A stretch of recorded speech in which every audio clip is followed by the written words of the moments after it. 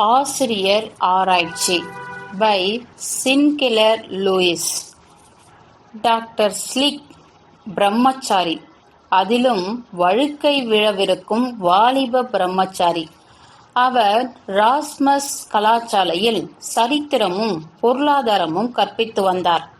அதாவது மேடை மீது ஏறி நின்று வாழ்க்கையின் லட்சியமே மோட்டார் சவாரியும் காதலும் என்று நினைக்கும் சுமார் 50 மாணவர்களுக்கு, ஆண் பெண் இரு வகுப்பினரும் உண்டு, கிபி கிமுக்களின் மீதும் நாணய பரிவர்த்தனை, வருமான குறைவு, நியாதி முதலிய விஷயங்கள் மீதும் அவர்கள் தம்மை மறந்து பரவசத்தால் ஆழ்ந்து விடுவார்கள் என்ற நம்பிக்கையில் லெக்சர் அடித்துக் கொண்டிருந்தார். தற்பொழுது அவர் மிகவும் தைரியமாக ஒரு பெரும் சரித்திர ஆராய்ச்சி நடத்தி கொண்டிருக்கிறார். ஆமாம், எல்லோரும் ஆராய்ச்சி நடத்தி கொண்டுதான் இருக்கிறார்கள். ஆனால் டாக்டர் ஸ்லிக் வழி வேறு. அது ஆழ்ந்த ஆராய்ச்சி. புத்தகம் 3/4 பங்கு எழுதியாகிவிட்டது. அதற்குள்ளாகவே 15,000 மேற்கோள் குறிப்புகள் அதில் அடங்கியிருக்கின்றன.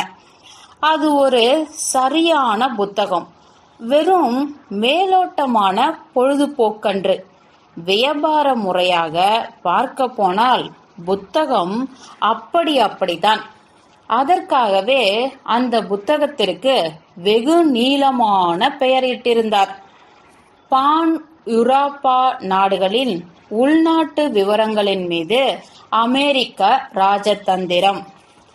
சும்மா வெறுமனே மொட்டை முழுக்கட்டையாக ஐரோப்பா என்று சொல்வதை விட பான் யூரோப்பா என்ற லத்தீன் பெயர் சூட்டுவதில் ஒரு மதிப்பிருக்கிறது என்று டாக்டர் ஸ்லிக் நினைத்தார். இலக்கியம் எவ்வளவுக்கு எவ்வளவு ஒன்றும் புரியாமல் கடினமாக இருக்கிறதோ அவ்வளவுக்கு அவ்வளவு அது உயர்ந்தது என்று அபிப்பிராயம் உள்ளவர் டாக்டர் ஸ்லிக். பழைய செல்லரித்து போன தாள்கட்டுகளில் ஒளிந்து கிடக்கும் அமெரிக்காவை ஒரு மாபெரும் நாடாக நிர்மாணித்து வீராதி வீரர்களின் சரித்திரத்திலேயே அவர் தமது சித்தாந்தத்தின் பல அம்சங்களை கண்டுபிடித்தார். செனட்டர் ரைடரின் சரித்திரத்தை மறுபடியும் ஆராயும் பொழுது அவருக்கும் அவரது பண்டித தன்மைக்கும் தகுதியற்ற கோபம் பிறந்தது. குரவர் கிளீவ்லாண்ட் அமெரிக்க குடியாட்சி தலைமை பதவி ஏற்ற முதல் வருஷம் செனட்டர் லெகேயட் ரைடர் அமெரிக்காவிற்கும் இங்கிலாந்திற்கும் ஏற்படவிருந்த யுத்தத்தை தடுத்தவர். அக்காலத்தில் அரசாங்க காரியதரிசியாகவும் பிரான்சில் அமெரிக்க ஸ்தானியராகவும் பிரக்யாதி பெற்றிருந்தார் என்பது டாக்டர் ஸ்லீக்கிற்கு தெரியும். செனட் சபை அங்கத்தினராக இருந்தபோதுதான் அவர் ரைடர் ஹேங்லியின் மசோதாவை பெற்று பாலூட்டி சீராட்டி வளர்த்து சட்டமாக்கி அமெரிக்க கோதுமை வியாபாரத்தை பாதுகாத்தார். மேலும் செனட்டர் ரைடர் எழுதிய ஆயுத பரிகரணத்திற்கு வழி, ஆங்கிலோ அமெரிக்கா சாம்ராஜ்யம் என்ற 2 புத்தகங்கள் வெறும் பிரச்சார பிரசுரங்கள் மட்டும் அல்ல. அந்த காலத்தில் அவரை போல் அரசியல் நாணம் படைத்த 12 பேர் இருந்திருந்தால் போயர் யுத்தம் மட்டுமா, ஸ்பானிய அமெரிக்க யுத்தம், உலக மகா யுத்தம் என்ற இந்த ஜெர்மன் சண்டை எல்லாம் ஏற்படாது தடுத்திருக்கலாமே. டாக்டர் ஸ்லீக்கிற்கு ஆராய்ச்சியிடையே கோபம் வந்த காரணத்தை சொல்லுகிறேன், கேளுங்கள். செனட்டர் ரைடர் செத்து போனாரா, இன்னும் உயிருடன் இருக்கிறாரா என்று உடனே ஞாபகம் வரவில்லை. பிறகு ஆராய்ச்சி செய்ததில் உண்மை அவரை திடுக்கிட வைத்தது. செனட்டர் ரைடர் சாகவில்லை, உயிருடன் இருக்கிறார். 92 வயதான பழுத்த கிழம். அக்காலத்தில் அவரது சேவையை பிரமாதமாக பாராட்டிய தேசம் அவரை பற்றி மறந்துவிட்டது. இப்படித்தானா அமெரிக்கா தன் தவ புதல்வர்களை ஆதரிப்பது? ஆனால் இது ஜனநாயக யுகம். ஒரு வாரம் வரை அமெரிக்கா பத்திரிகைகள் அட்மிரல் டுயினியை, நெப்போலியன், நெல்சன், பெயர்டு எல்லோரும் திரண்டு உருவெடுத்த மாபெரும் வீரன் என்று ஏக அமர்க்களப்படுத்திவிட்டு அப்புறம் சாகும் வரை சந்து சந்தாக பீத்து கொண்டிருந்தன. டாக்டர் ஸ்லீக்கிற்கும் மனம் கசந்து விட்டது. அமெரிக்காவிலேயே ஒரு நாடக ஆசிரியன் ஏதோ ஒரு சமயம் பிரபலம் அடைந்து விட்டான் என்றால் அன்றோடு அவனுக்கு பிடித்தது சனியன். அதுக்கப்புறம் அவனது நாடகங்களை ஒன்று விடாது பார்க்க ரசிகர்கள் திரள் திரளாக வருவார்கள். எதற்காக தெரியுமா? அது மோசமாக இருக்காதா என்ற நம்பிக்கைதான். டாக்டர் ஸ்லீக்கிற்கு பிரமாதமான கோபம். தமது புத்தகத்தின் முடிவுரையில் செனட்டர் ரைடர் புகழுக்கு மறுமலர்ச்சி அளிக்க அமெரிக்க பொதுமக்களுக்கு சவுக்கடி கொடுக்க வேண்டும் என்று கருதினார். செனட்டர் ரைடர் சாகும் முன் புத்தகம் வெளிவந்து அவரது உள்ளத்தை களிப்பிக்கும் என்ற சிறிய ஆசை டாக்டர் மனதில் எங்கோ மூலையில் ஒட்டிக் கொண்டிருந்தது. செனட்டரின் பிரசங்கங்களையும் அவரது காலத்து மாத பிரசுரங்களிலும் படங்களையும் படித்தும் பார்த்தும் டாக்டருக்கு அவரிடம் நெடுநாள் பழகியது போல் ஒரு பிரம்மை ஏற்பட்டது. செனட்டர் ரைடருக்கு கடிதங்கள் எழுதி பல புரியாத விவரங்களை பற்றி கேட்க வேண்டும் என்று டாக்டருக்கு ஆசை.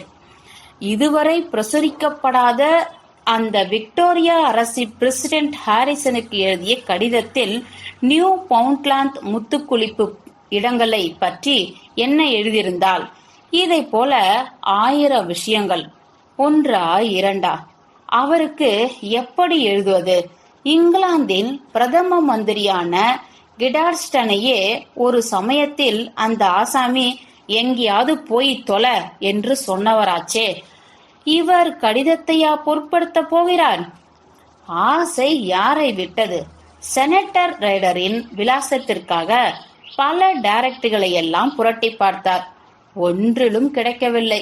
என்ன செய்வது என்று ஒரு வழியும் தோன்றவில்லை. தமக்கு மேல் உயர்ந்த பதவி வகிக்கும் ஆசிரியர் ஷி மங் என்பவரிடம் விசாரித்தார். என்ன டாக்டர் ஸ்லிக், இது தெரியாதா? செனட்டர் ரைடர் எந்த கல்லறையின் கீழ் வசிக்கிறாரோ அவர் செத்து எத்தனை காலமாகிறது?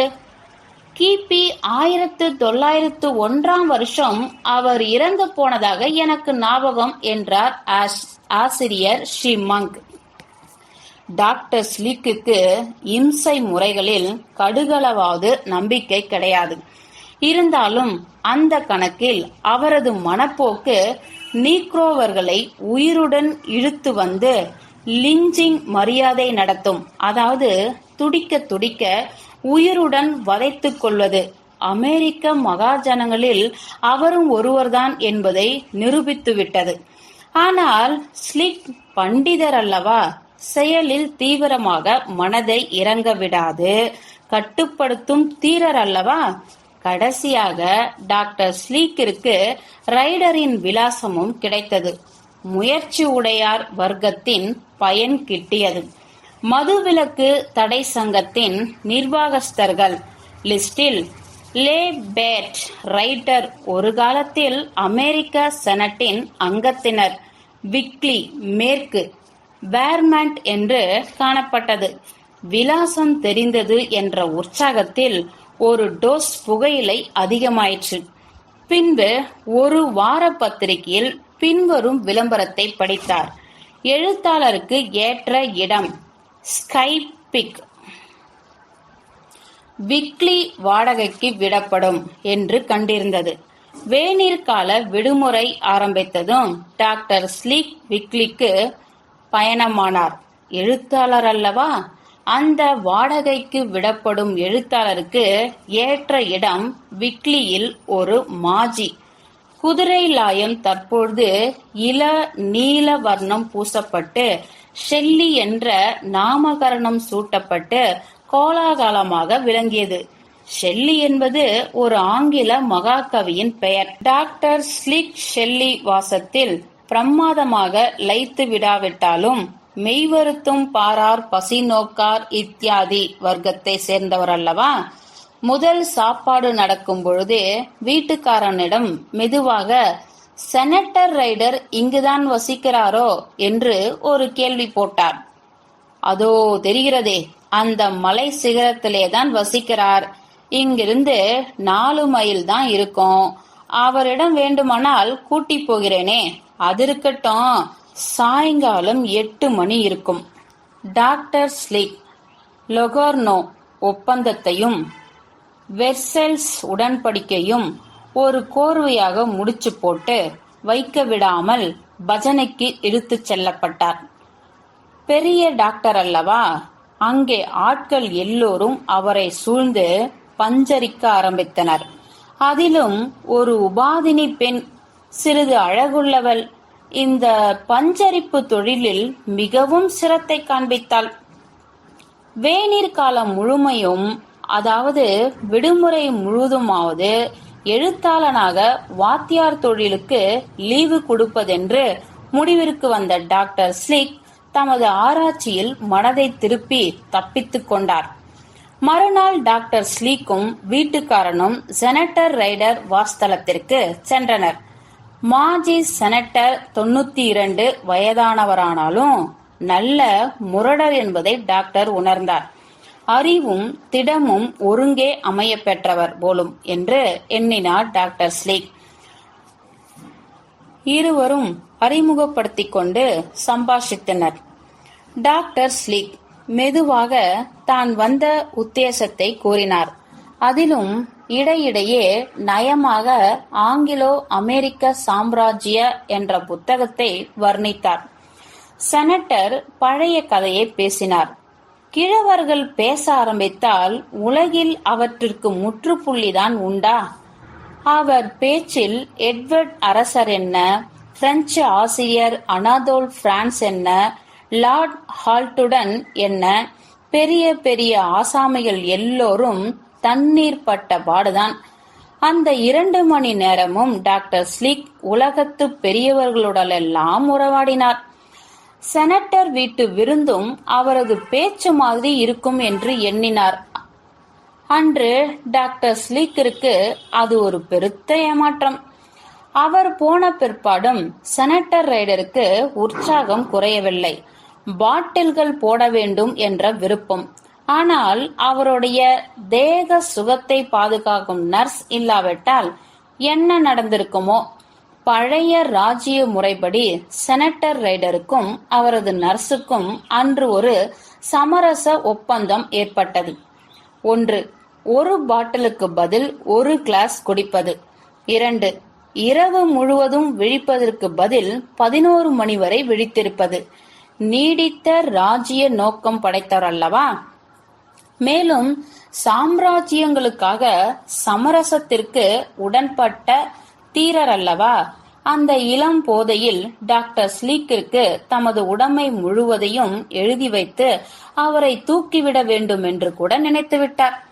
2ஆம் முறையாக செனட்டரை பார்க்க சென்ற போது டாக்டர் ஸ்லீக்கிற்கு கிராம்போனுக்கு சாவி கொடுத்து ஒரு பிளேட்டையே மறுபடியும் வைத்து கேட்பது போல இருந்தது. ஆனால் இன்று சமரசங்கள் எல்லாம் அதே மோஸ்தரில் சென்றாலும் அதில் சாராய கிடங்கு வாசனை அதிகமாகவே அடித்தது.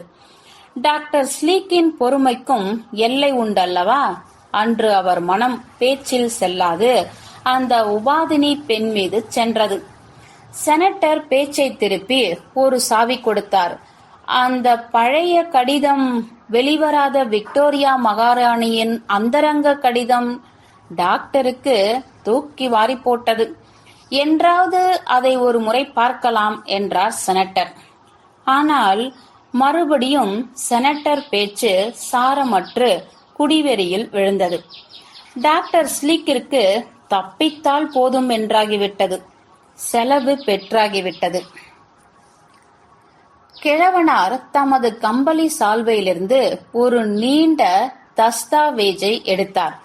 இதற்கு உலகில் 6 நகல்கள் தான் இருக்கின்றன, வேண்டுமானால் பாரும் என்று கொடுத்தார். இதுதான் பாரிஸ் கம்யூனின் அந்தரங்க தகவல் என்றார். டாக்டர் புறப்பட்ட அவசரத்தில் புரட்டி பார்த்தார். இருந்தாலும் முன்பே பத்திரிகைகளில் வெளிவந்த விஷயம் தொகுதிதான் என்று பட்டது. திரும்பினார். இனி போன பின் எழுத முடியுமா? வழியிலேயே ஸ்ரீமதி உபாதினியை சந்தித்தார். அவளுடன் உலாவச் சென்று விட்டார். 2 நாட்கள் கழித்து செனட்டரிடமிருந்து ஒரு அழைப்பு வந்தது. டாக்டர் வர சௌகரியமில்லை என்றார். இரவு விருந்திற்காவது?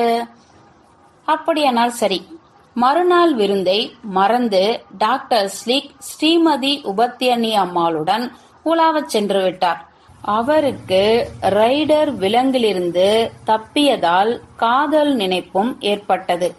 இப்படி அவர்கள் செனட்டரை மறந்து குதூகலமாக பொழுதுபோக்கினார்கள். அங்கு செனட்டர் ரைடர் வெகுநேரம் காத்திருந்தார். அவர் கையில் ஒரு நீண்ட கடிதம் இருந்தது. அதே கடிதம், பழைய ரகசிய கடிதம், விக்டோரியா மகாராணியின் கடிதம். அதன் தலைப்பில் எனது நண்பன் எல் ரைடருக்கு பி ஹாரிசன் என்று அமெரிக்க குடியரசினுடைய தலைவரின் கையெழுத்து இருந்தது. ரைடர் வெகுநேரம் காத்திருந்தார். டாக்டர் ஸ்லிக் வரவில்லை. அவரை பற்றிய தகவலும் கிடைக்கவில்லை. இருட்டி நெடுநேரமாகிவிட்டது. நம்பிக்கை குறைந்தது. வேலைக்காரன் பார்க்க வந்தான். அவரை காணவில்லை என்ற தகவல் கிடைத்தது. முட்டாள் பயல்! அந்த வேலைக்கார பயல் ஏன் காத்திருந்து அழைத்து வரக்கூடாது? இந்த மலைக்காட்டில் அவர் வழி தவறியிருந்தால் என்றார். நர்ஸை கூப்பிடு என்று கட்டளையிட்டார். நர்ஸ் வந்ததும் திடுக்கிட்டு விட்டாள். செனட்டரின் தலை சோர்ந்து கவிழ்ந்து விட்டது. என்னை படுக்கைக்கு கொண்டு போய் விடமாட்டாயா? எனக்கு என்னவோ போல் இருக்கிறது என்றார். நர்ஸ் அவருடைய போர்வையெல்லாம் சரியாக போட்டு கைத்தாங்கலாக எடுக்க முயற்சிக்கையில் அவரது கண்கள் எல்லாவற்றையும் கடைசியாக பார்ப்பது போல் நின்றன. செனட்டருக்கு திடீரென்று தைரியம் வந்தது. தன்னிடம் இருந்த கடிதத்தை பரபரவென்று கிழித்தெறிந்தார். அவ்வளவுதான். அவருடைய சீட்டும் கிழிக்கப்பட்டது. முற்றும்.